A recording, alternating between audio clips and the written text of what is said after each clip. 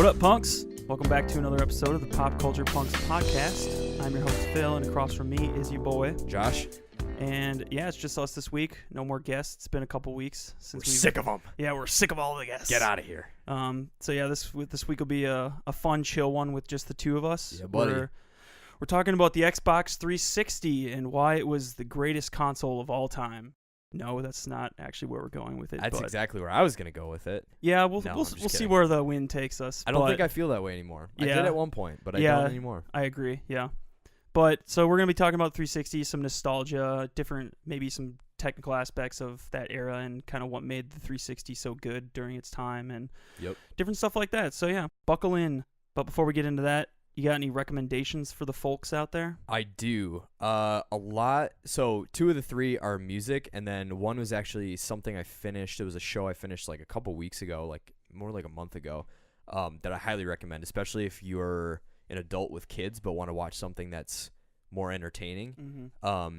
So for the music stuff, one, I found this artist. I'd never heard of him, but his artist name is Grandson, and he's on I think so.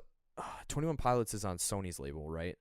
I want to say he's on the same label as 21 Pilots, and I found him on accident completely. And I was listening through his stuff, and I was like, "Holy crap! This is like 21 Pilots went like edgy, like really edgy." Huh. So he's this weird mix of trap with 21 Pilots kind of vibe and melodic singing. Mm-hmm. Like he sounds very close to Tyler Joseph from 21. Okay. But the actual beats behind him are way more trap and kind of like have a more punch to them, I think, than some of 21 Pilots stuff. But he sounds very similar, but he's very good, and his songs are very, very good as well. So I highly recommend A Modern Tragedy Volume 1. It's only got like 3 or 4 tracks. I think it's like 4 or 5 tracks on it. Okay. But Blood in the Water, I think, is the one that is really catching on. I see you describe it as hypnotic. It's very hypnotic. It's like it's vibey, like it. It's like vibey, but not in like the hip hop. Like I'm like jiving with it, but it's also not heavy enough from like a rock sense that 21 Pilots can kind of dip into. Yeah. Like it makes me think of like, I don't know if you've heard of their song Fairly Local, where it's just kind of like 21 Pilots. Yeah. Mm-hmm. But there's a lot of hip hop vibe in the beat itself. Okay. But the actual rhythm that you're feeling is more just kind of like flowy. So it's like these weird sensations I think you feel, because you're not just kind of like bouncing to it, but you're not like headbanging like jerky, like it's an in between. So I'll play a song for you after, but I would say like hypnotic to me, not in the sense of like trancy, like whoa dude, but more you're like, I don't really know what I'm doing, but it's just kind of like eliciting this feeling that I haven't felt from other music. So very, I don't want to say, I've been saying he's like 21 Pilots, but different. It's more to like contextualize it. So if you like 21 Pilots, you'll probably really, really like Grandson. But if you don't, like, maybe still check him out. But he's got a very, very unique style. So I highly recommend him. Cool. Next. And I think I got it early because I ordered like the super mega special edition for Demon Hunters. I've been seeing on Twitter a lot of people were getting them and they were retweeting people about it. Oh my gosh. So what did you get? I'll show you after. So it's like a big album thing that has the CDs. Did you get the vinyl? Or no, so I didn't get the vinyl, but it has, it's like a giant collection of photos, and I got like 2 really dope, I'll have to find like frames for them, but they're alternate album covers. Excuse me. They're alternate album cover styles of the War and Peace album art. I always love their album art. Oh my god, and Ryan Clark does all of them. Yeah, like, that dude, man. Yeah. But so there are 2 variations of the War and Peace album covers that they have, and so that came with it. But it's a whole book of photos of the band and stuff, but it's got all the lyrics for all the songs and everything. But then like some of them are handwritten. I think how Ryan writes them in his journal and stuff. But then on the other page, it's actually like them organized how it would an album, like more typed out. Yeah, exactly. So you can actually read it. It's really cool. As soon as I saw photos, I was like, yes, because since I've been working as a photographer, I haven't done a lot of looking into what other like professional people do when they're working with like bands and stuff. And so it's been cool to see. That's cool. But yeah, so it's this like really dope I don't know how to describe it. It's like this dope album book with all this art and stuff. But as a result of getting that, I got War and Peace by Demon Hunter early, and holy Have you listened to them both frick. all the way through so far? Yes. Okay. Multiple times. So it's 2 albums. So it's 2 albums. And War is the more heavy stuff. Yes. And Peace is the more like ballady, soft stuff. It's Peace. I feel like has a lot of Knives vibes, which is Ryan Clark's side project, which I also recommend. But it's not quite dubstep, but it's not quite techno either. It's kind of like It's got synth though. Yeah, it's a lot of synth and stuff. It's almost like synthwave, but like modern synthwave. Not like, it doesn't call back to a lot of 80s style, but it's like modern synthwave, I would say. Is Knives. But this album uses some of that stuff, especially if you listen to one of their singles that came out, Recuse. Has a lot of that. As soon as I heard it, I was like, this is Knives. Like you can tell, but both albums are impeccable. And I've been Demon Hunter was my gateway band into metal. Like I think the first song I ever heard by them was Undying from their Triptych album, and it was like that at its time was like, am I allowed to listen to this? Like it just was like, whoa. Yeah. But the thing I've loved about every one of their albums is they're all very different but very them. And some of them I've liked more than others. Like I loved Storm the Gates of Hell. That's a great album. It's got a lot of good songs on it. Yeah, I think my all-time favorite out of all of their albums so far though has been Extremist. Like there's just some songs on that album. That was the first time that I really got into them. Yeah. Like I actually bought that record at Best Buy when it came out. And I really liked that one. Yep. So Extremist was probably my favorite. And then Outlive was good. I think the style they took was almost like late 80s metal in a way with like modern sound. So it was very interesting. And again, very good, but it just wasn't it wasn't the Demon Hunter that I was like a fan of. Like it was kind of, but it was very different than all their old stuff too. And it's War and Peace are almost like they took some of the style from Extremist and the vocal style of Ryan Clark and then like merged them together with like bits of his side project Knives, and they all came together into this like very strange conglomeration. It's just, they're both fantastic. Like I highly recommend picking up both when they Are they actually drop. released now? I don't think so. I think so you got it really early. So I got it really early. When do those actually release? I think it's March 1st. I want to so I want to say it's next week. So next Friday probably. Yep. But man, I highly, highly, highly recommend, especially if you're a metal fan, you have to listen to both these albums. Like they're really good. And Demon Hunter is one of those bands where like they're just genuinely creative, and I think all the guys in the band are really, really talented, and it really shows in how versatile their sound is across all their I saw something that where Ryan was saying like when he first started, it was basically just him and his brother, and they kind of like hashed out the songs, and then they had like a band or whatever.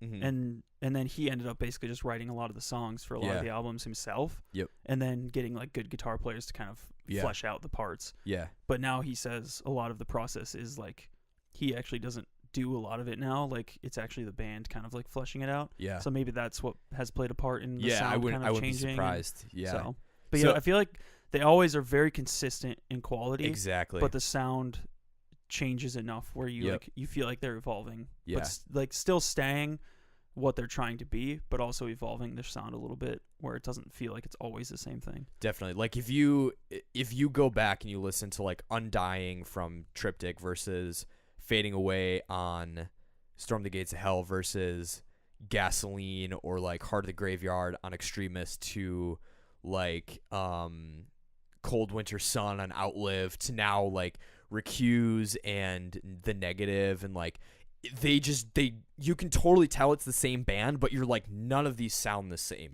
in a way, and it's like, man, they're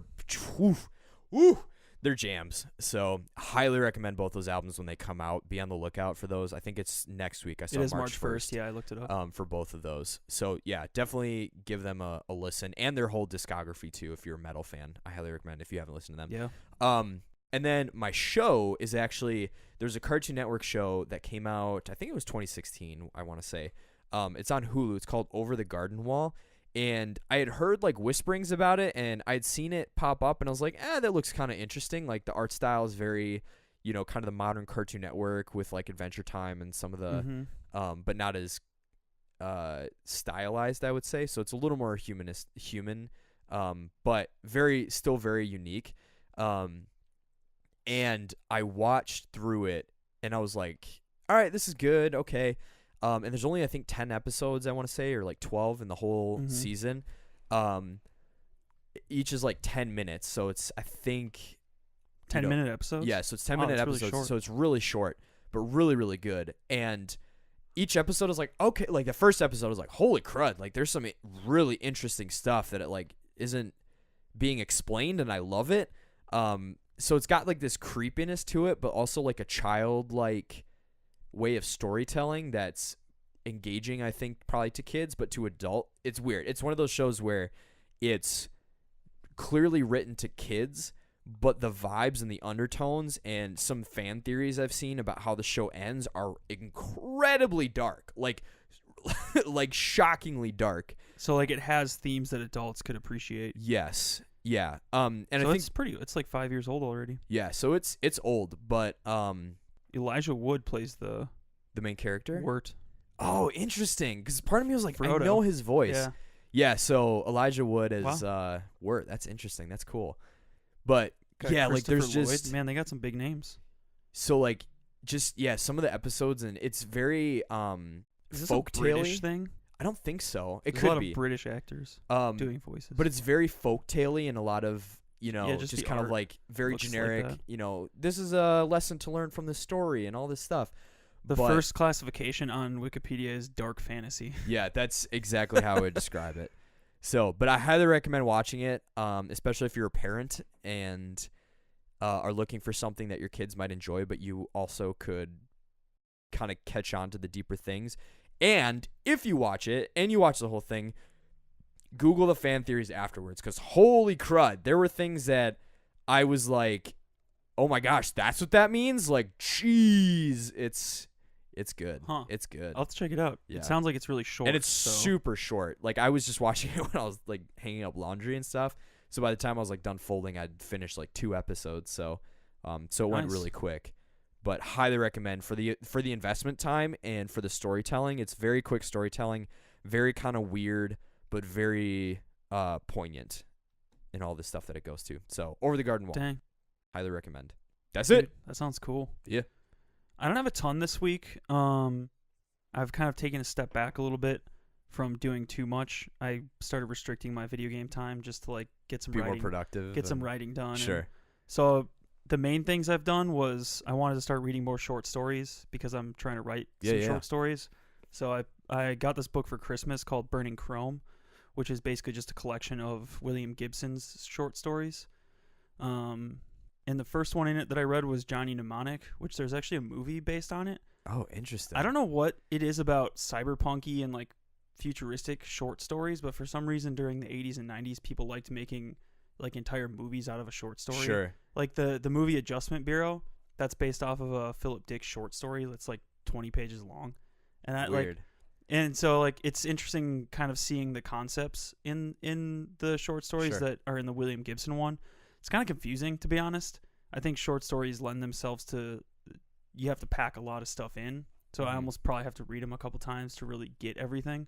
But it's good so far. It's very cyberpunky. Like you just get a weird sense like things are cluttered and things are messy and vibrant and people are like all like it's just kind of like all different kinds of people and different things. So definitely, it's been cool so far. I've also been reading I have like a short story collection by Ray Bradbury. So I've been reading some of his like science fiction short stories and stuff. I've been trying to find more short stories that are like Black Mirror-esque, kind of like trippy technological. Surprisingly, there's not a lot. So maybe that's a niche I can get into. So, but I've got like 4 or 5 short story collections right now on my coffee table that I'm kind of alternating between just to get different ideas and stuff. So that's been kind of cool. Have you heard, just to chime in quick, have you heard of George Saunders by chance? That's actually one. I have 10th of December, which is one of his collections. Yeah. Because I looked up like Black Mirror like type stories and people recommended it. Yeah. It's really not in the technological sense, but in like the messed up psychological sense, it is kind of like his writing is so like direct. It's very direct. Yeah, it's hard to describe. Like like the dialogue and the internal monologues that people have with themselves, and it's like very direct and very like freeform almost. It's weird. Yeah, because I was gonna recommend. But that's that's funny. Gosh, what is his? Was that something you read for your class or something? I did in one of my. Because it seems like a more like uppity sort of like academic type writing. It is not like uppity, but academic. Yeah, it is. Yeah. Well, and that was the thing is I thought it was, and I was kind of like, oh, I don't really get this, and it's, but I took it when I was under Jordan Jacks at UW in the creative writing program. But he actually he got to meet George Saunders at a meeting, really? And he was like, holy crap, this dude's super cool and like super humble, and I think he just really loves writing, and he's like just a really cool guy. But he's interesting because he's very dark, but not in an overt, like he almost doesn't use the world as a form of darkness. It's the storytelling that's the darkness. Yep. And so like he has one short story that's only like, gosh, I think it's like a paragraph long, but the ending is so depressing. Like it's the most depressing thing I've ever read. Do you remember what it's called? Oh gosh, it might actually be in that collection you have, but it's like something about a dad who like puts out yard signs and stuff like that. I'll have to find it. Oh, I read one that was called Pole or something like that. Maybe like, that's what it is. And I didn't get it when I read it, but it was about this. It was about a dad who is like obsessed with this pole or something, and he like keeps decorating it. Yes, for every, I think that's the one. Yeah. And I didn't get it. I think I need to read it again. Yeah, because I remember finishing it and I was like, that was depressing. Like that was super depressing. Because it basically, I don't want to spoil it, but I think it Sticks. Sticks, yeah.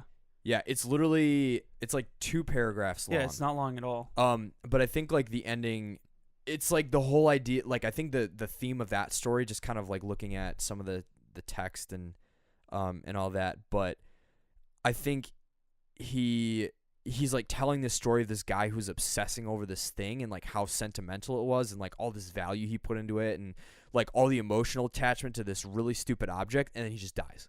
And it's like your life was a waste. It doesn't really matter. It's just there's all this like nihilism and then it gets and thrown stuff. Away too. Yeah, exactly, like this thing that he like in the trash. Exactly. So I think that's the messaging. Yeah. So those are the things he puts in his story where he's not telling you, and in the end, the stupid pole got thrown away. It's that this guy spent his life decorating this thing, and there's all this sentimentality of like his family was around this pole, and he like decorated it, and he put all his life and energy to protecting this pole, and then he died, and then the neighbors came in and they threw it out. Yeah. And it's just kind of like how fruitless it was, and that's kind of that's very much his style. Yeah, I think I'm enjoying his stories in contrast to like the sci-fi stuff because it's a whole different like perspective that I probably wouldn't normally get if I was just sticking to sci-fi. I was gonna recommend, and I think it is in that collection, but it's called Sea Oak.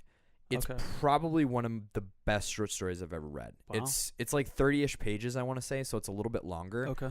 But the way our instructor Jordan Jacks was explaining it to us was like, oh my gosh, I never would have made that connection in the story. Like 2 of the characters are siblings, and they speak in this weird language combination that's almost like Ebonics, but mixed with new language. Because there's there's this like slang that they're using, but then there's also these like new words that are like these don't exist, and then it's mixed with this grammatical style that's almost archaic. And he was explaining like this kind of makes you think that it's not in the present day, right? But there's things that make you think it's in the olden times, but the way they're talking is more modern in the modern setting. So it's this weird thing that he like suggests with it. And some of the stuff that happens in the story is just so bananas. So highlight, and for other people, Sea Oak is a fantastic. The collection I'm reading is called 10th of December. It's like it's a decent sized book, and it's got a ton of short stories. I think I read the first 3 so far, and I've been impressed with whatever. There was one about a puppy.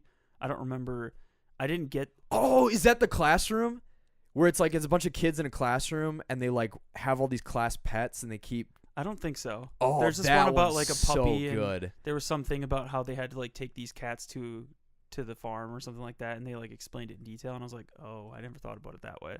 But then they like get a puppy, but then it keeps changing perspectives. So I don't like who are the people with the puppy and who are the people without the puppy, and I think it's supposed to be saying something that I just didn't get. I think it's almost like these short stories are above my reading level or something. Sure. So it's very fascinating though, because it's not like other things that I've read. So I'm enjoying it. So okay, this was the one. It's not by George Saunders, but it's who's it by? It's by Donald Barthelme. Okay. But it's really short, but it's this like I almost want to read it, but it's just this very fascinating story that's just the way it progresses. It's this teacher who's talking from first person, and he's explaining all this weird stuff that's happening in the school, but the way he pulls out the details and gives you little things that start compounding and then growing in how horrific they are. But then the way he talks, like I think the thing I love about short stories and a lot of these writers that I wish modern Hollywood did is they don't tell you anything. And I think that's the thing you almost have to train yourself when you're reading some of these writers, is that because it's a constrained, they're trying to tell you a story in a page, they can't sit there and waste time saying like, little Timmy thought, this sucks, I don't want to be a firefighter anymore. It's just like little Timmy started wearing a firefighter hat and running around the house, and his dad said, you're no good, Timmy, you should do this, but Timmy didn't believe him, and so they don't tell you anything. It almost has to be like very, very direct. Like you have to synthesize like entire paragraphs in like 2 words. Yeah. In some ways, and it can be very like trippy in some ways. Definitely. What is the story called, so I can look it up later? I have the link up. I'll send you the link afterwards. Oh, cool. So, and I'll probably tweet it out as well. Sounds good. You should post it on Instagram. Cool. But great story. It's just super eerie. Like I love short stories that are really eerie. I don't like. There's a lot of them that are just kind of like condensed dramas of like real life television shows, and I don't like those. But George Saunders and this story, The School, are very. It's like on the surface they're about real life, but just the implication is very strange, and it kind of gives you this weird feeling where you're like, it's almost like really depressing. It's almost like a Black Mirror, but not sci-fi. Yeah, like they just exactly. use like our current timeline as a mode of kind of showing how creepy things really are if you look beyond the surface, sort of. Yeah. So sorry to hijack. So those are just things to check out. Burning Chrome by William Gibson is a good one. 10th of December by George Saunders, and then I think the Ray Bradbury collection is like just a really thick book that I got that has like almost all of his short stories in it. Sweet. So I have no recommendations for what. There's one called The Veldt, which is a kind of a cool. I want to say I've read that one too. It's about like a room where you can kind of go anywhere you want, and these parents, it's like starts tripping out, and these parents are trying to figure out what the heck's going on. It's kind of a commentary on like child rearing and letting your kids like get sucked into like. I think it's about TV, maybe. Weird. But because it was probably written like around the conception of TV, or so you probably have read it. There's like lions and this weird like creepy. The name The Veldt sounds like I've read it. So cool. So yeah, that was my short story adventure. On the same creative front, I've been watching some lectures on YouTube, which is kind of pop culture because it's Brandon Sanderson, who is a fantasy author. Dude, I think I've listened to a couple of those. Those are honestly like dynamite. I'm surprised they're free. Like yeah, it's top notch stuff. Like I think I've listened to the first 3 so far, and I feel like it's expanded my knowledge about writing and building worlds and character and stuff so much more than I've learned from anything else I've read or whatever. So I'm honestly blown away at how valuable it's been. Yeah. And I mean, it's a college course, so like it's just insane that it's free on YouTube. And it's like somebody didn't even steal it. Like he let the person film him and put it on YouTube, like because he wanted people. Like he links to it on his website. Yeah. So I was gonna ask you. So I know one of the things that he talks about in some of the ones that I've watched, and we were talking a little bit about it before we started recording. But so you found you were just a planning, or I don't know what the technical outline writer, an outline writer versus a discovery writer. Like with some of the stories you're working on, what was kind of the final catalyst that kind of made you realize, oh, maybe this isn't how I'm supposed to write? Like what kind of triggered? So I was writing a novel, and I think there's 45,000 words that I got. Like I actually made it to 45,000 words. Yeah. And like I kind of looked back on it, and I was like, I would get up every day and to write, and I was like from the get-go like struggling with, I don't know what I'm doing here. it basically just felt like I was kind of wandering through the darkness. Yeah. Like just kind of stumbling over every word I wrote. And I think for me, a lot of it was like, I just suck at grammar and all that, like grammar and spelling and coming up with metaphor and simile on the spot. And like, it was kind of just this whole swath of stuff that I had to learn, all while also trying to construct a story out of nothing. And Stephen King, he refers to it as like, you're not really writing the story or constructing the story. You're kind of like basically like digging up a fossil. So like the story already exists in some weird ethereal state, and you're kind of digging it up. And I didn't feel like that's what I was doing at all. I felt like I was building a very bad house.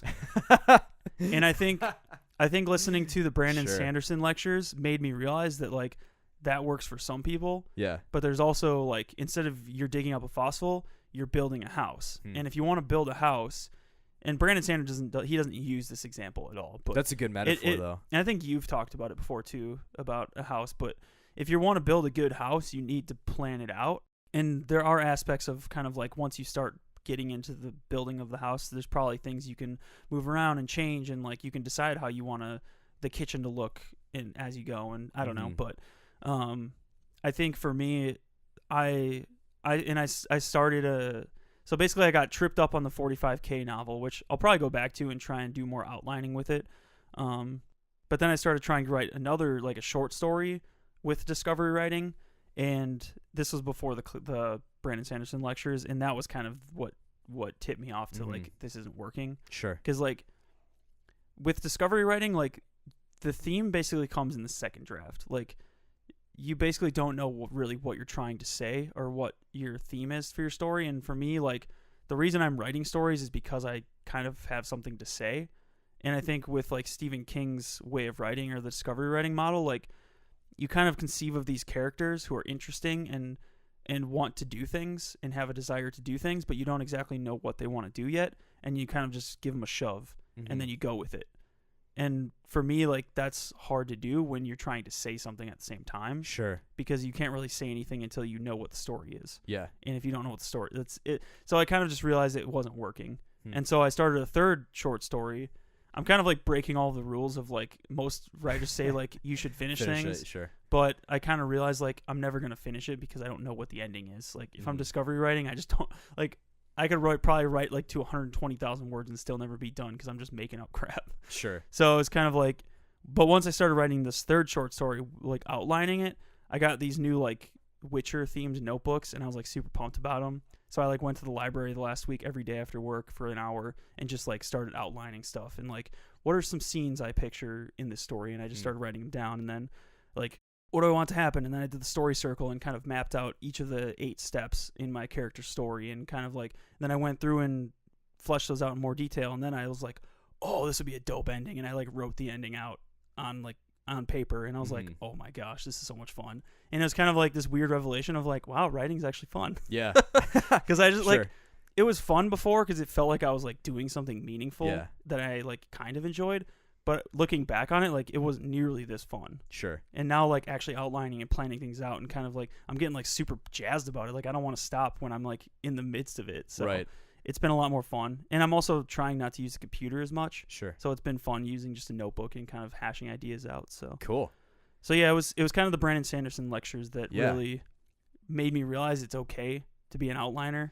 I was going to ask, like, do you think part of your hesitation to, because I feel like in a way, I know I struggle with this, and as we were talking about it, I think I realized, like, I think I'm an outliner as well. Like, I'm realizing even with, you know, some of the designs I'm doing, I'm not one of those people who can just start and just kind of figure it out. I kind of have to have a sketch or an idea of where I'm going to, like, hit, and then once I'm getting close to it, I'm like, oh, this is a better decision. I'm going to do this instead. And that's where, like, the changes and the nuance comes in.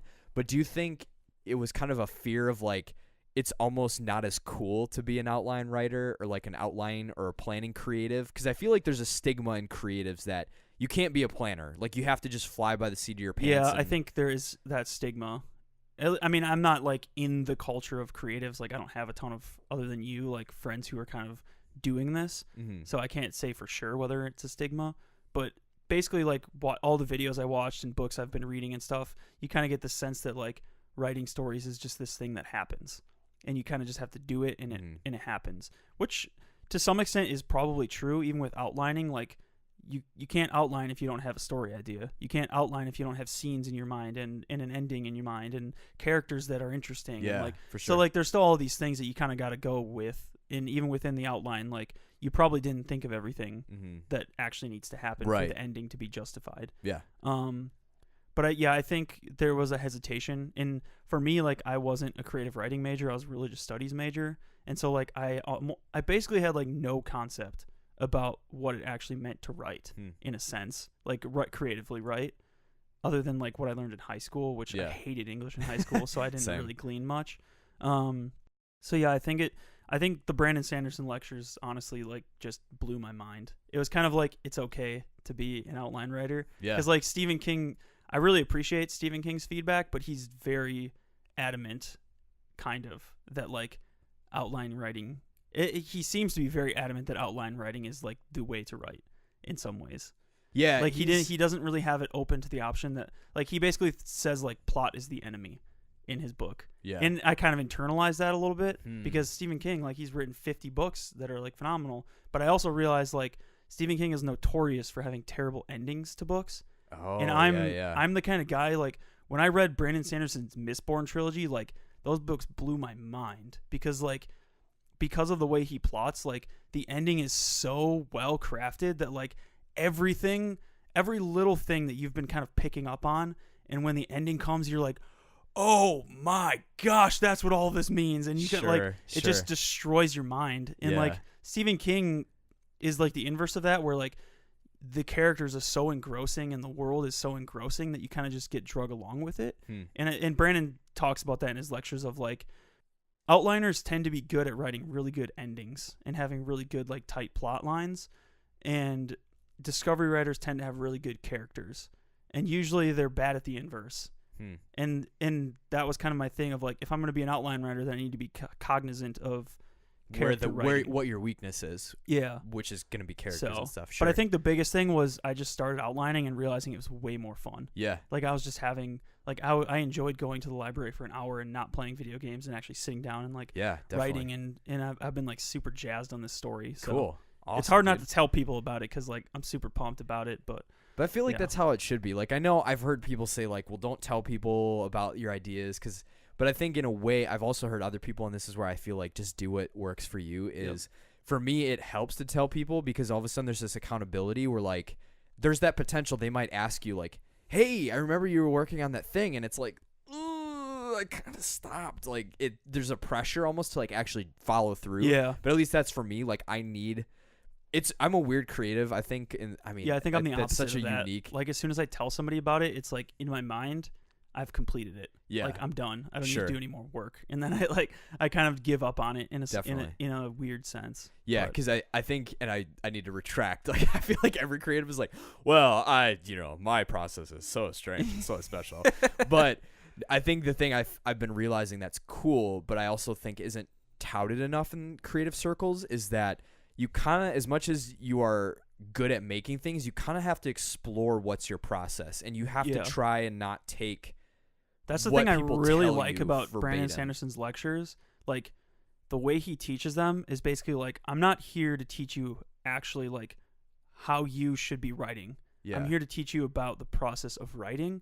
And he, like, teaches about the hero circle, which is basically like the Dan Harmon story circle, but, like, the more old version. And then the 3-act formula. And he teaches all these different ways of writing, and then kind of keeps saying, like, you need to figure out your own method, because I don't even do any of this stuff. Like, I have my own method that I've kind of, you basically, like, synthesize your own method over time.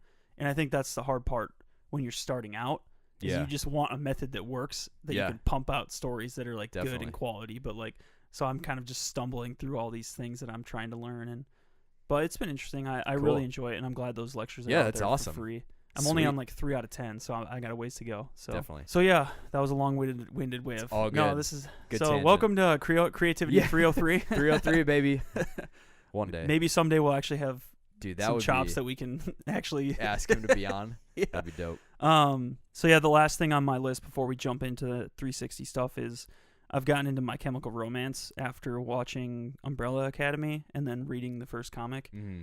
I just got really interested in Gerard Way's like process because I had never really considered My Chemical Romance as like a creative thing in a sense. You're just like, this is just like emo music. It was kind of just like the emo pop punk of that Yeah. era in a sense. But like going back and listening to it, it's actually kind of interesting to hear like the like the Black Parade, the different stories that he tries to tell through that, or like the Danger Days stuff, which I kind of wrote off as like poppy, but it's really not very poppy other than that sing song that everybody knew during the time. I loved that song. Yeah, and I look, going back and listening to it, like it has a lot of guitars and drums, and like it's not as poppy as I thought it was. So, and then their first 2 albums too, I've been listening to. So, I've probably listened to all 5 of their albums like 2 or 3 times all the way through. Like I've been on a weird mode where like musically I just keep sticking to one band. Like there was Say Anything a while ago, and now it's My Chemical Romance. This is their turn. Yeah. Yeah. So, nice. So yeah, it's been a cool trip down memory lane. So tight. Yeah, that's my boy. That's all the pop culture Rex we got. Yup. Very long-winded one. So yeah, the Xbox 360. I'm sure everybody knows what that is, but if you don't, it was. I don't remember what generation it was. Do you remember what generation that was? Oh man, 6th gen. I think it's. Let me look. I actually have it's gamicus.gamepedia.com. All right. What era? 7th gen looks like maybe. I think it's 7th gen because 6th gen was PS2, GameCube, and it's crazy that the PS2 was the 6th generation. Oh my already. gosh! Like, yeah, it's crazy. That's nuts. Yeah, if people are interested, I'll probably also tweet this out this week. So there's this site gamicus.gamepedia.com/culture wars or console wars. It's console_wars. They actually have like a whole history of from the very first launch of like game stuff down to Fairchild versus Atari versus Bally. I don't even know what some of that stuff is. To like Atari versus Magnavox versus Intellivision versus ColecoVision. Dang, dude. Which I've heard about some of those. And it goes kind of like place by place and generation by generation and talks about what all the consoles were fighting against each other. Which to me it's interesting because I feel like people historically kind of look at, I mean, granted, like our generation, when we think of like, the console wars, like it was the PS3 versus the 360. But man, if you think about it, there was that stretch where it was like PS1 versus the 64.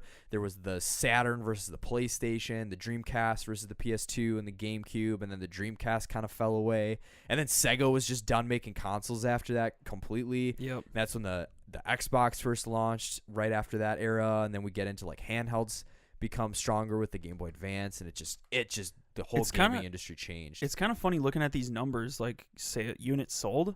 The PS3 actually sold more units than the 360. Did it? Yeah. That's you know what it was.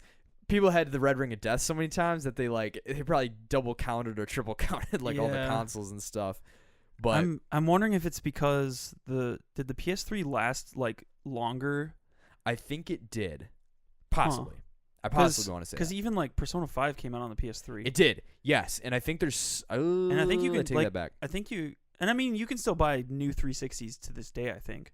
Or maybe they just retired them with I think the they 1X. just retired them. But I think PS3s even like just were retired. Yeah. So maybe that's why it's so close. Definitely. I'd be curious to see the numbers like around like launch numbers, like if they were close. Yeah. Because I know the 360 was a lot cheaper when they first launched. I think the first PS3 was like $600 or something. Yeah, like that. that was back when they had the PS2. That was when they had backwards compatibility, and they realized like this is not financially viable. Well, this is the interesting thing about that generation as well was Red Ring. I know is the notorious one. Like everyone, and granted, I remember when I first bought my 360, I did a ton of research because I started Googling like what console I should get, and I knew I wanted a 360 for Halo and for Gears. Yep. But oh my goodness, I had so much pizza the last 3 days. Like Gloria's like, you're constipated. I'm like, it's possible. I don't know for certain, but it's highly possible. But I think in that generation, both systems were really bad. Like, because I remember the Yellow Light of Death was equally as blue notorious. Screen. Yep. The PS3 had the blue screen. Exactly, because I know that the PS2 backwards components were terrible for the PS3. Yep. In that model, and so like it was, it was burning out consoles and stuff, and like it was not good. So that was a weird generation where you had both of those systems dying constantly. But I'd say they're still known as that was kind of the up and coming of like what made games mainstream. I think the 360 era seems to be, I'm calling it the 360 era because that's what the episode's called. Yep. And in my mind, 360 is the king. But that was kind of the era where like online gaming was like, I mean, it's probably on top right now, but that was where like online gaming became the thing. Like people were playing Call of Duty online, people were playing Gears online, Halo online, like everything was about online and all this stuff. And it's almost like we've shifted away from, now it's like everything is online, but people are back to like, no, we want single player, like good single player experiences. And that's kind of where the PS4 is just like crushing it this generation. So it's an interesting time because I feel like the 360 had the superior online experience during that era. And hardware, too. But I think what the PS3 had during that era was still, like, I feel like they still had more exclusives. Like, and maybe they weren't as good, like Uncharted and stuff, but I don't know.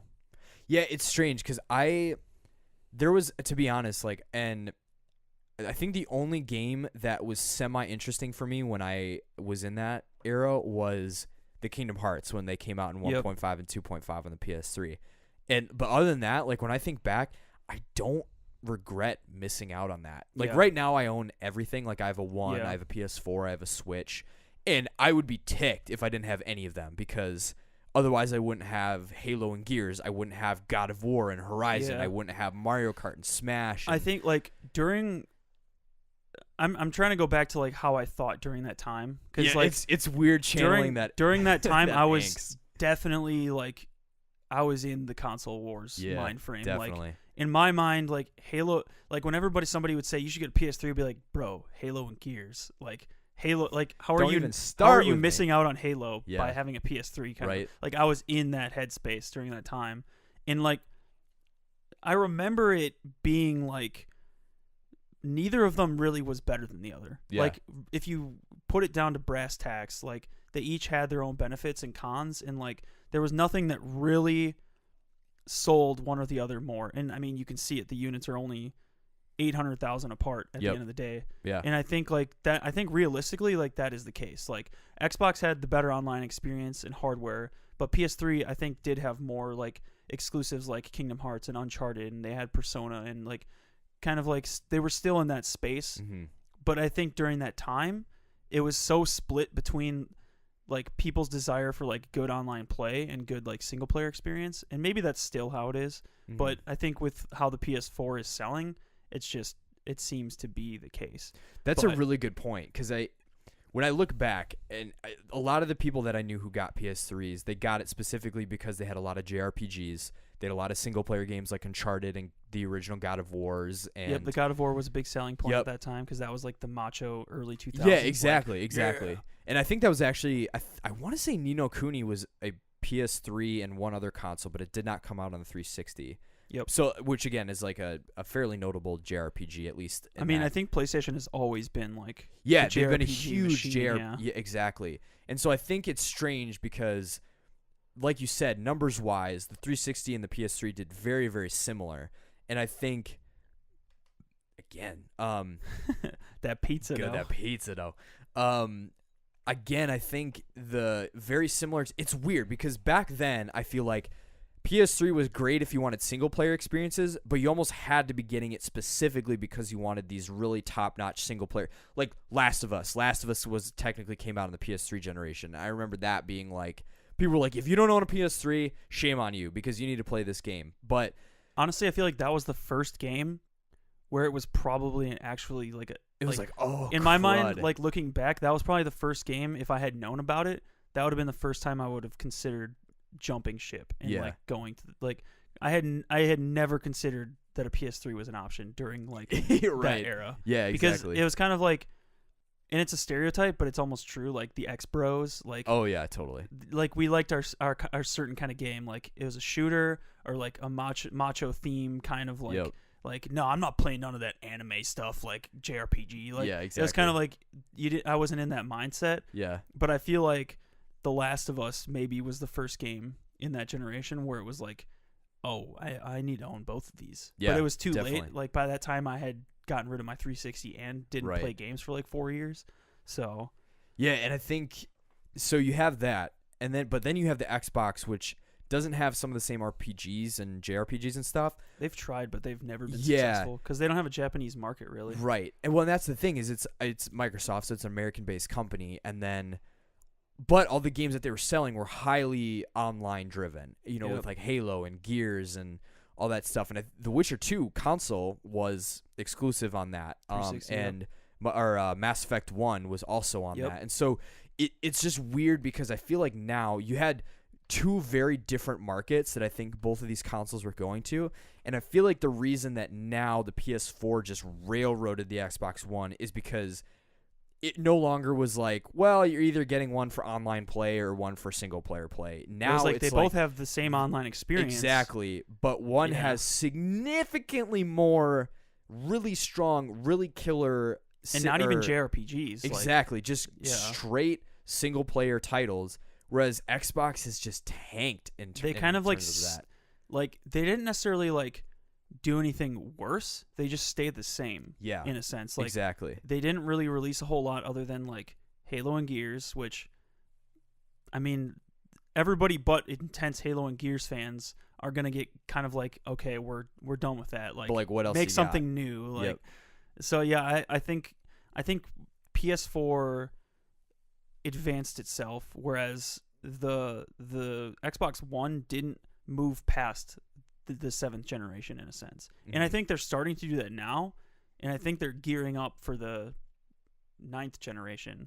In a sense, with all of the moves they're making. Like, we didn't even talk about the Nintendo thing. Oh, dude. Like, Xbox is kind of going in the route of like, okay, we have a really powerful console, but we don't have a lot of games for it other than like you can stream all these games with like the Game Pass and stuff. Like, they have all these cool consumer friendly things, but they still don't have the games. And it's an unfortunate reality that exclusives move consoles. Yeah. Like, it's not consumer friendly in a sense, but that's just the reality of the thing, and they don't have it. Like, that it's just the way it is. And you can look at the sales numbers, and they speak for themselves this generation. Definitely. Like, whereas the last generation, if you looked at the sales numbers, like, they were basically equal because they were both doing opposite things. And I mean, during that time, for me, the 360 was superior because I was all about the online play. And I think if I were to go back now, I think I would still get a 360. Yeah. Even with how everything like if you went back as you are right now. Yeah, I think I would still have gotten a 360. I think just looking at the landscape, it was so much easier and I think this is the big thing. With online play additionally, like, it just had Xbox Live was just a superior service. It just was. And just to clarify for people who don't know, PS3 did have online, but it was free. But because it was free, it was trash. People always use that as like, but yeah, we don't have to pay for online. I'm like, yeah, that you get what you pay for. Right. And it was pretty trash. I had a friend who had it, and like, yeah. So you have that. Also, so you have that.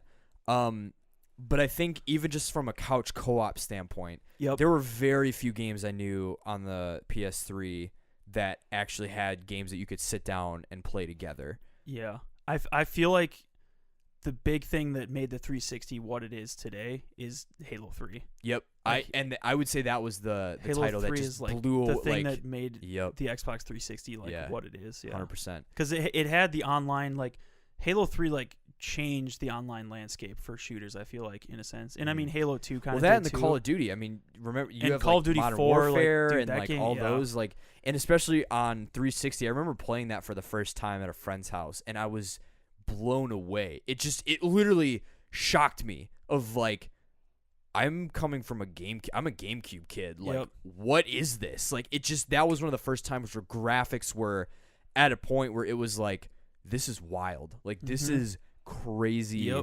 Like, and I mean, I was young and impressionable, so I was literally like, this is really violent. Like, this is really intense. And like, of course now, but after I've seen people chainsawed in half and like all the gear stuff. Yeah, but I think like with Halo 3 and Call of Duty 4 Modern Warfare, trying to think of other games. I forget what the Battlefield game was, but even like the Battlefield Call of Duty. Bad Company, was it? Oh, yeah, Bad Company. Yeah, 1 and 2. 1 and 2. Yeah. Were those exclusive to the 360? Ooh, I think they might have been on PS3. I don't think they were. But yeah, you kind of had those little mini wars too between like Halo, Call of Duty, and Battlefield fans, and but I feel like those online experiences is what made the 360 like so popular. Definitely. And I mean, other than Halo, all those other games were on the PS3, but I don't know what the numbers are, but I feel like the Xbox Live community was just like astronomical during that time. Yeah. Like it was on top of the world, basically. Yeah, it'd be interesting to have a statistic on how many people own the 360 and how many people who own 360s also own Live. Yeah. Because I think that would be indicative of as well of people actually being willing to pay for the service to get a superior. It was pretty much a must-have during that time. Yeah. Oh yeah. Like if you had an Xbox, you didn't have Live, you were like a pleb. Like, yeah. Yeah. It was like, what do you do? Really, what do you dude? even do? You're wasting your money. Yeah. Like, yeah. No, totally. Yeah. So I'm curious from your perspective. So like, what do you think happened that made the 360? What happened from Microsoft jumping from the 360 to the One, and like why this I feel like this console generation really hasn't been a console war, and it always will be by definition. I see the comments still, but I'm just like, why? Like you it's almost like whereas the last one you couldn't objectively say which one was better. Yeah. In a sense, like you had to be biased. This one, like you can kind of point to and say like which one has objectively performed better in the long run.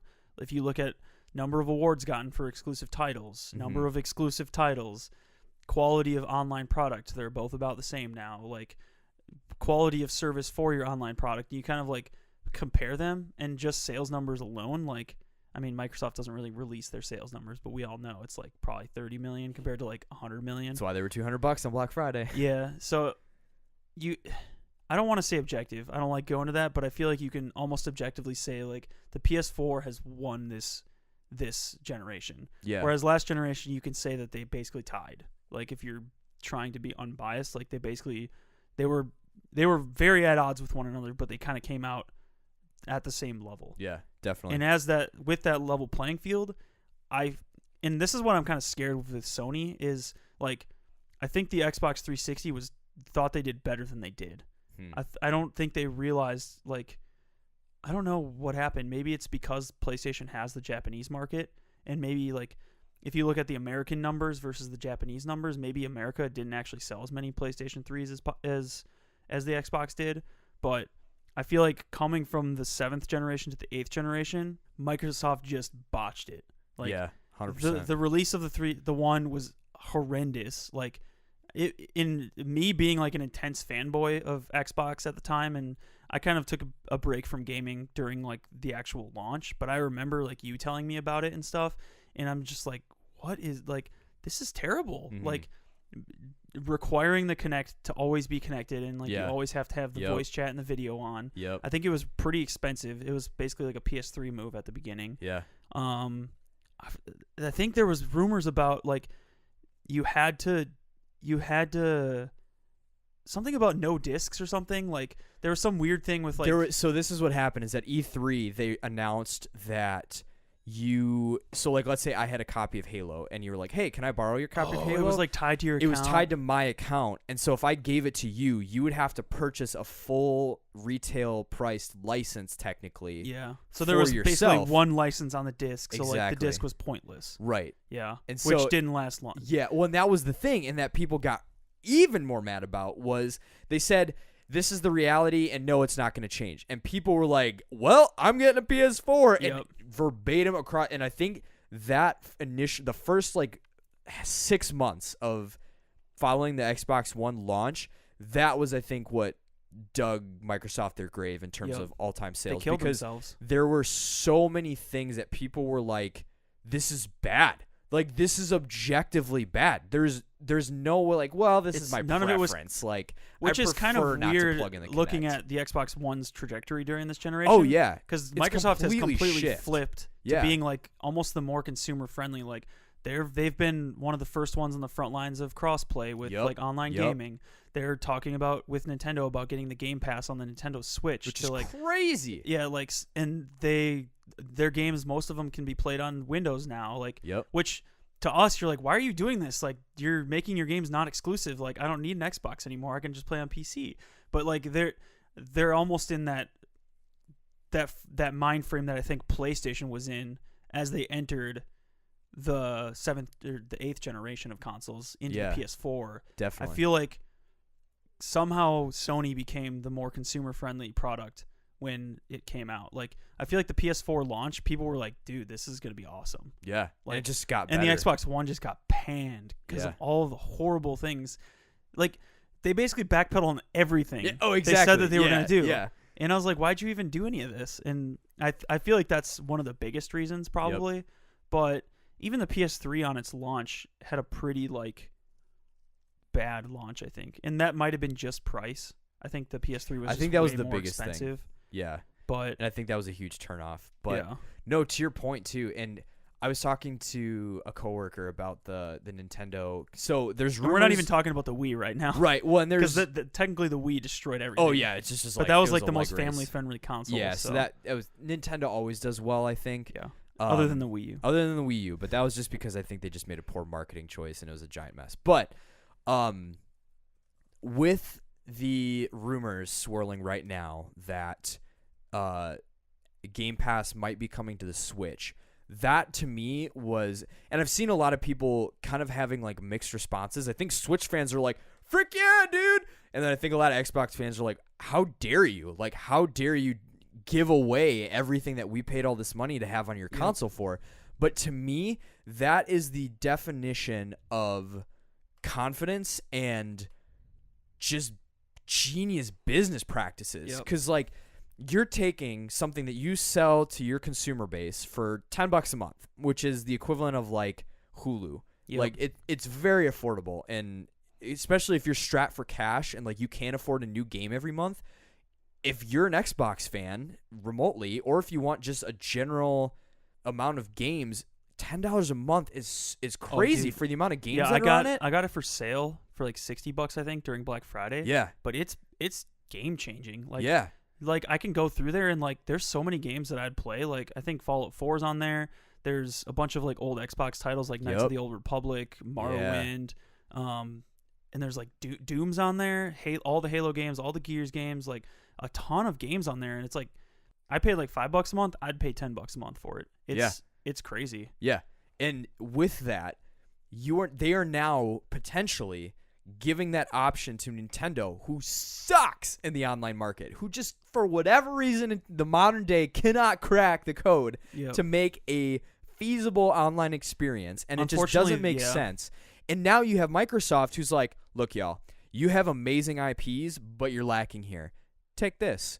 Just sell it on your thing. We get a cut of the price. Now you have record, with all the sales units that are out there for the Switch, even if half of them get the Game Pass, that's a stupid amount of money for Microsoft. And that's a stupid amount of money that goes into making your next console even better. That's a stupid amount of money going into game development for I think crazy exclusives. The even more genius move that they're doing is it's not even about expanding the reach of their games.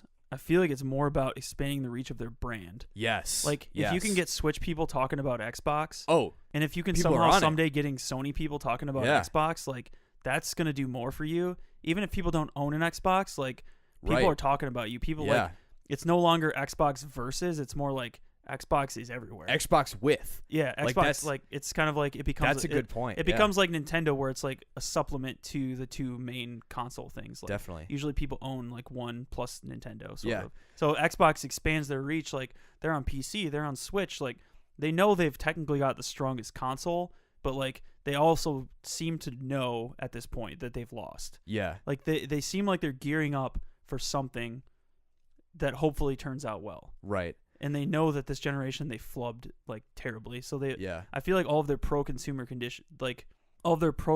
decisions that they've made have been huge in the latter half of this generation. Mm-hmm. So hopefully they can get some games out. I mean, they have Obsidian, which is releasing the first game multi-plat, but the rest of the games are going to be exclusive. So So here's a question for you. I know this is kind of derailing from. We're kind of just like console wars is the discussion more. Yeah, I think it's still critical to the 360 because I think the 360, in the midst of the gaming space when it came out, just pushed it. It created the trajectory for, I think, the 7th gen, in that the 7th gen, as we've looked at it, is completely on online basis. Yeah. Like, the whole focus, I think, around the PS4 and the One and the Switch. Or the 8th gen, you mean? 8th gen. Yeah. Was that everything is geared towards online play. Like yeah. PS4 was like, we got to step it up because live is destroying us, and Switch and Nintendo do their own thing. But like between we those won't talk two, about their online. But between Sony and Microsoft, that was a huge, like, the 360 defined what was going to be the big selling point in the 8th gen, I think. Yep. And it was high-end graphics, whose graphics and what was going to be better and stronger, and what was the online experience going to be like. And I think that's what really defined. Sony destroyed both of those things, and the one did not. Had the same online, and then the graphics were less. Now, for the next gen, though, I'm really curious if this thing happens with the Switch and they get Game Pass. Is Microsoft's maybe diabolical move that they're almost trying to eliminate the style of how the console wars have played out? Because to your point of like, they're almost moving into a business model of like Xbox with, like, they're not like, because I feel like in the 360 generation it was like we in their castle and Microsoft in theirs and Sony in theirs, they're all going to war, and each of their fans is like, we or die, baby, or it's like 360 or death, you know. I feel like they're basically making, in some ways it seems like they're trying to get Sony to like die on their own sword. Exactly. Like, yeah, it's really because weird. Sony isn't doing E3 this year, and Microsoft's like, oh, we're doing E3, baby. Like, we're announcing 2 new consoles, or like reportedly announcing 2 new consoles for the next gen, and like hopefully they come out swinging with games, like with all their new studios and stuff. Like, it almost feels like they're like, yeah, of course we have consoles. Everybody's got consoles, but who cares about consoles anymore? Like, we got this thing where you can stream all of our games. Like, all of our exclusive games are on there day one. We have all these other games that you can play for $10 a month. Like, and like, now it's on the Switch, and now like you can play Halo on the Switch, or you can do like XX and X. And it's almost like, of course we have consoles. Everybody's got consoles. Yeah. Like, but we're doing all these other pro consumer things. Like, and it's almost like they're doing like, they're not trying to take Sony down, but they're taking the stance of like, we're taking like almost like the pro consumer high road, and we're gonna make Sony look bad because all of a sudden people are like, wait a minute, my PS4 why isn't can't Sony do doing crossplay? Why isn't Sony have like a good as like a Game Pass? Like, why doesn't Sony have this? And it's almost like right now Sony's on top, so nobody cares. Yeah. But like in the next generation, all bets are off. I feel like. Yeah. Like whoever comes out, like, just because I have a PS4 doesn't mean I'm gonna get a PS5. Yeah. And I probably will, because at this point, like, I'm just gonna get both eventually. Right. It just depends which one's better at launch. But like, I feel like Microsoft's taking like the quote unquote high road perspective of like,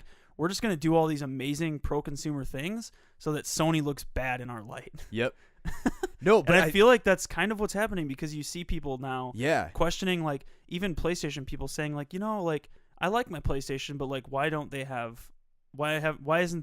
there PlayStation Pro service or whatever, like the, I think it's PlayStation Now. PlayStation Now, why is it like trash? It took them forever just to get a download feature. Right. And I think they have that now, but it's still $20 a month and none of their exclusives are on it. Right. And especially when you look at Microsoft, who has more games, has backwards compatibility for 2 generations. Oh, we haven't even talked about backwards compatibility. Oh my gosh. Like, that's revolutionary in a lot of ways, because Yeah. I think that's the thing that, and I think to me, that is what the 360 has still lived on into this current gen, that has made it, is just making Microsoft look better and better. And it's very strange, and I think this is why I love the business world to a certain extent. Like, I don't like the numbers games and like, oh, well, this sold this and this sold this. But it's like, yeah, but like, what's the psychological stuff that's going on behind the scenes that like good marketing and good branding does? Because to your point, Microsoft is building themselves as like the ultimate gaming brand. Like, they're kind of becoming,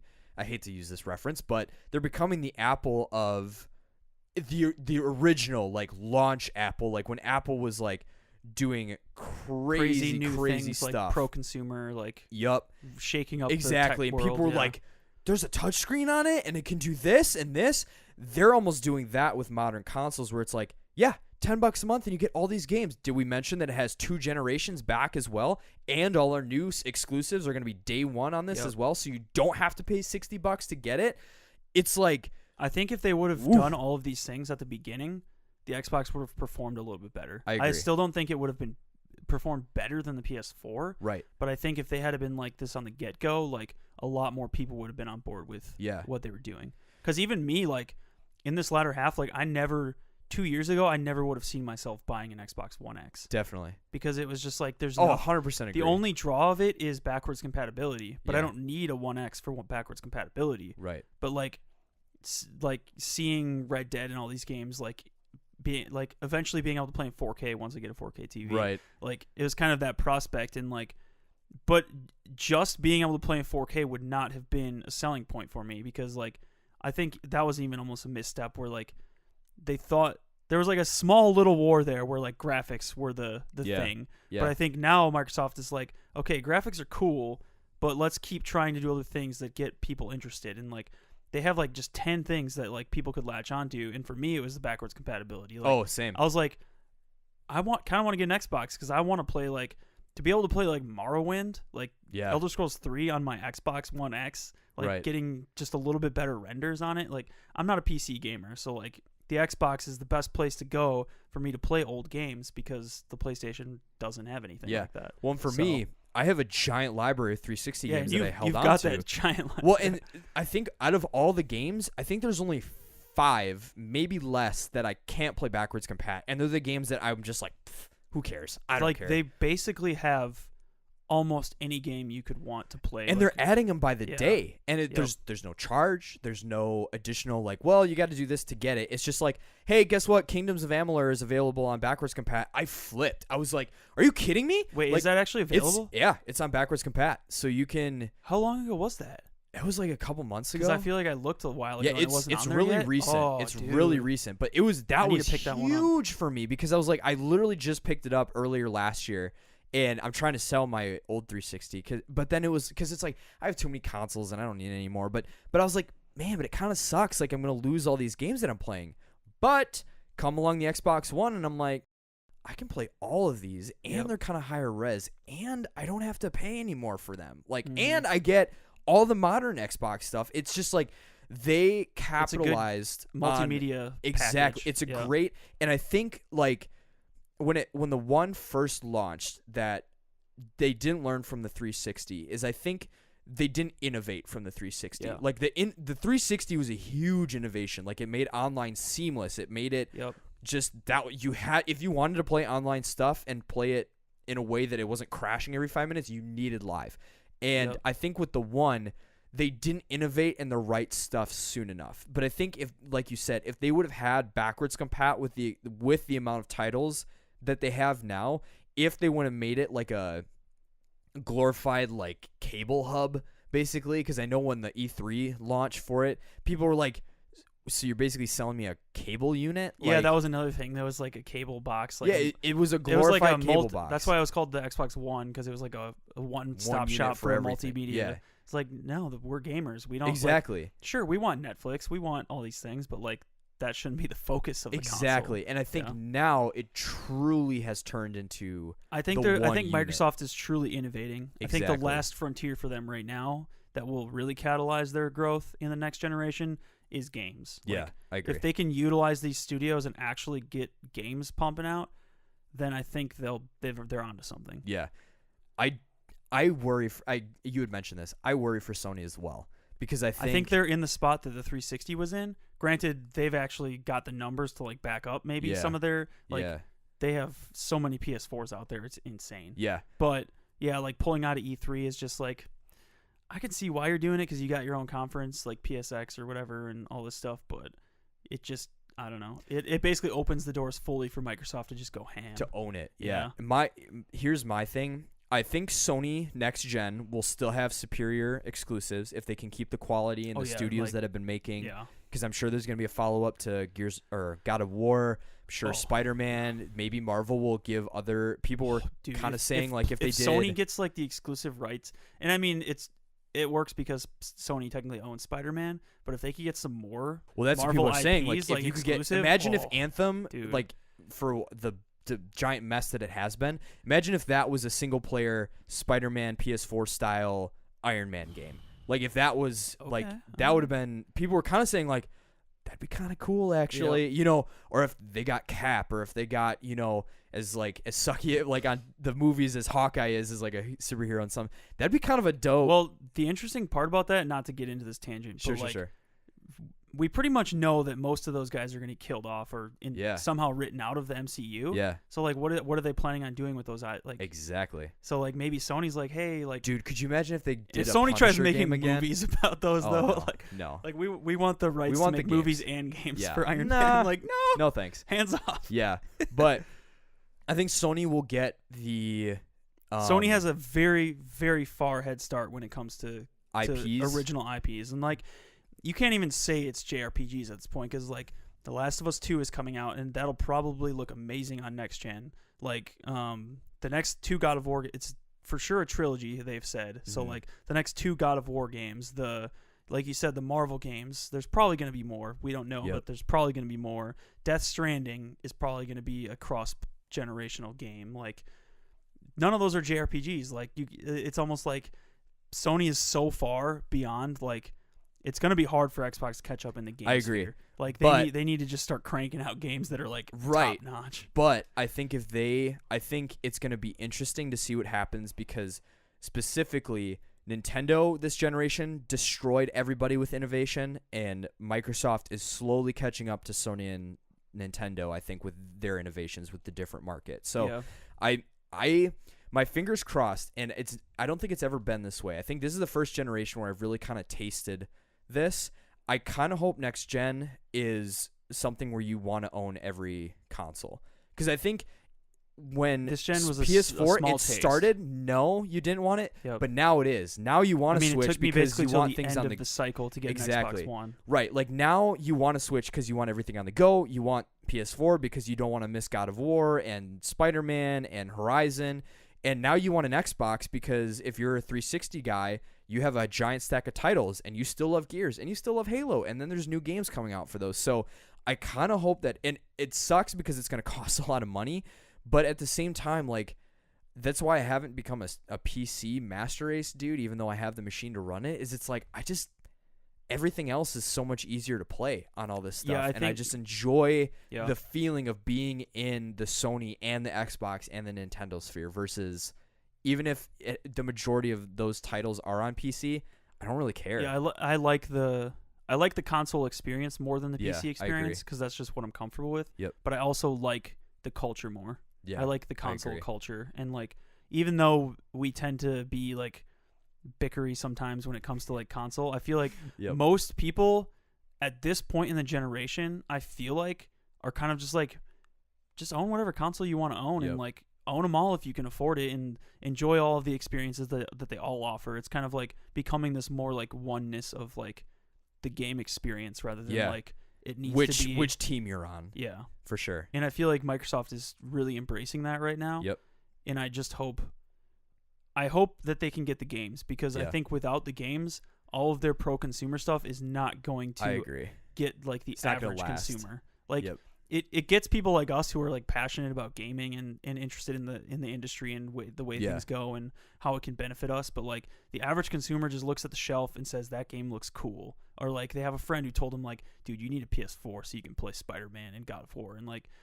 But I feel like there's not a lot of the word of the mouth right now of like, you need an Xbox so you can play this dope game that came out. Like, I can play it on my PS4, which technically on the base model has better resolution. Right, so. Exactly, yeah. So, cool. I don't know. I think I'm excited to see where this generation ends. It's weird because this is the first generation where I've been fully in it for like almost the whole time. I think I got my Xbox One originally in like the end of 2015, which was maybe 2 years after the consoles came out. But then not long after that, I finally got a PS4. And then not long after that, I finally got a Switch. It was kind of like 4 years of college having no gaming at all other than like hanging out with you. Right. And then like getting an Xbox One to play Fallout 4. It's weird thinking about where I was in 2015 of like no gaming, just music and whatever. And now I'm like all in. I got a gaming PC, I got an Xbox One, a PS4, and a Switch, and like I'm all in. And it's been an exciting generation so far for the past 4 or 5 years, and I'm interested to see where this one ends up and then where the next one kind of kicks off, because for sure. I feel like right now is one of the more exciting times for gaming. Totally agree. So sweet. Yeah. Cool. I think that's a good closing thought. So we'll wrap up. So just a shout out for what March is going to look like. So this is the last episode of February, the Yep. month of love. So we are officially done with the month of love. So we'll Yep. be going back to our regular intro. We're not going to have that goofy, like, sexy intro that we've had. Smooth And this will also be the last episode that will be featuring Isaac's Orchid Whales tracks. So shout out to Isaac. Thanks, dude, for letting us yeah, buddy. shout out your music. I hope that people have enjoyed the additional, just kind of new twist at the end. So I think this last week will be either relax. I think it's relax, or I might have done that another one. It's either that or riverboats. I'm not sure. We'll see. But yeah, so March. So this has been kind of the month of love, just talking about things that we loved. March is movie March. So all our episodes are going to be more movie themed. This first episode of the month that's going to come out March, what is that? The 4th, is going to be talking about video game movie adaptations. What every gamer loves. Oh, that's going to be spicy. Oh boy.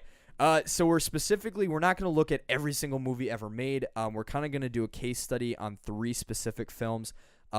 One really old one, which is the new Super Mario Bros. That was which more is of a joke than notorious. anything. Yeah, it's notorious for being like one of the worst movies ever made, but it's kind of like It's kind of like a best worst. Yeah, exactly. So we're gonna talk about that one. We're gonna talk about the Michael Fassbender Assassin's Creed, which is also very contentious.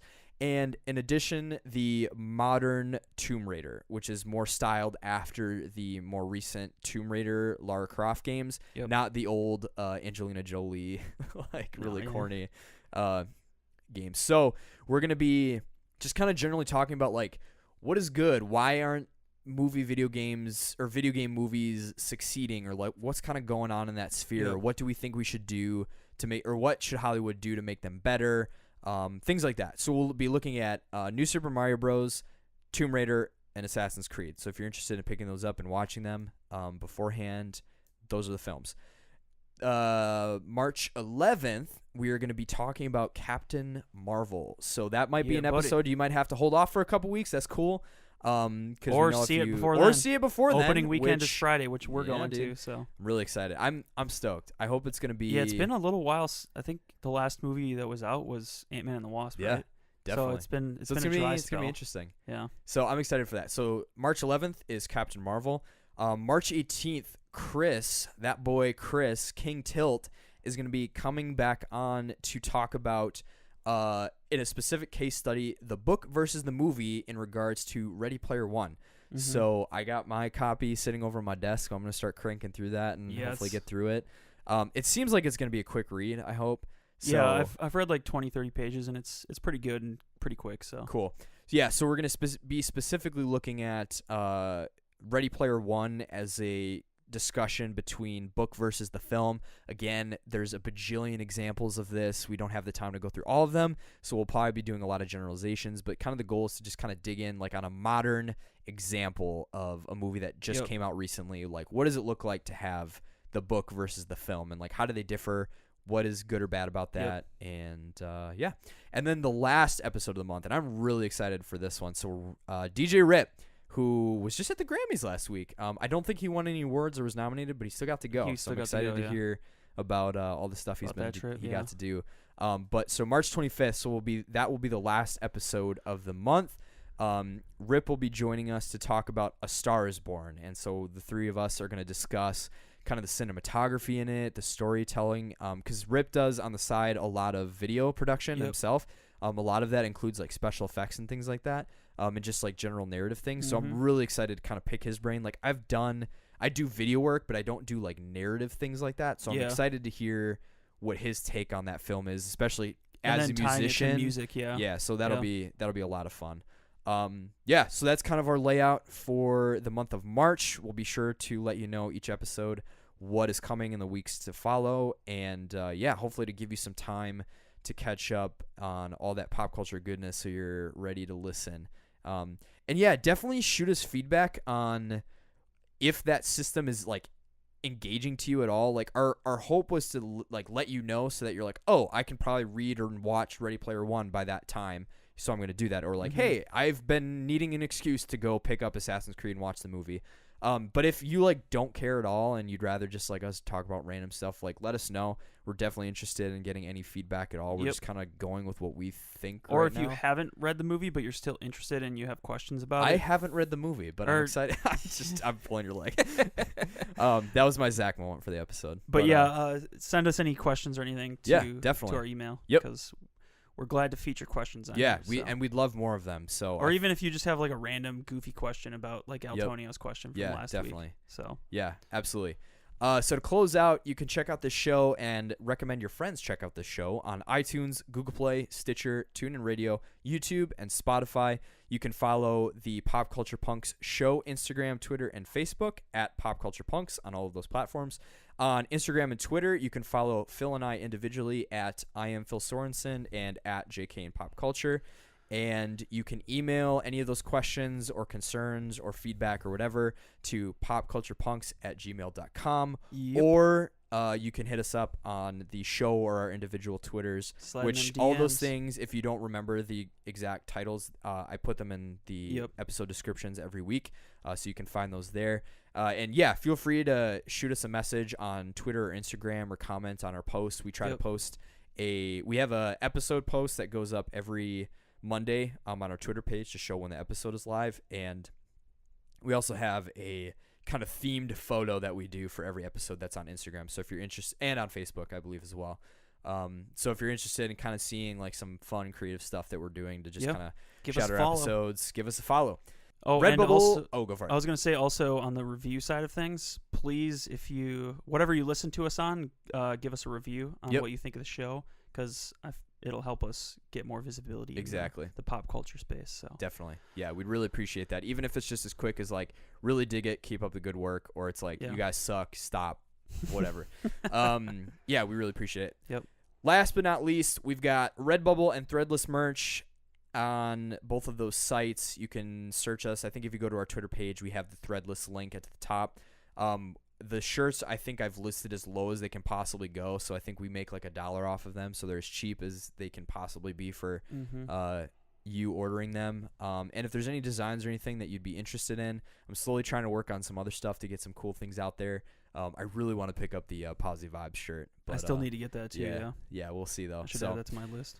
This has been episode, 65? Of the Pop Culture Punks podcast, I believe. Yep. Episode 65. Thanks for tuning in. We appreciate you showing up every week and giving us a listen. We'd appreciate any feedback, love, concerns, hate, or whatever. It's all good. But until then, next week on the Pop Culture Punks podcast, when we talk movies, we will catch you then. And until then, we bid you a fun 360 fanboy cowabunga. Yeah, buddy.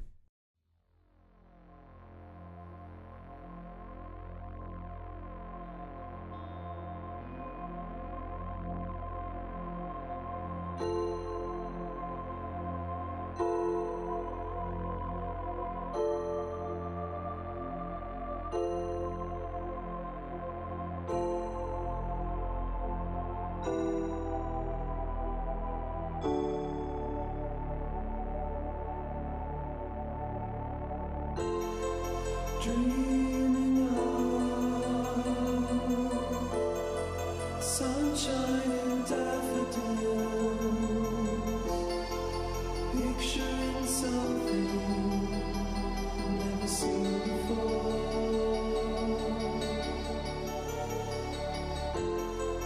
fresh out of somewhere where the good things are bad and all the bad things kiss me softly on a bed of stone.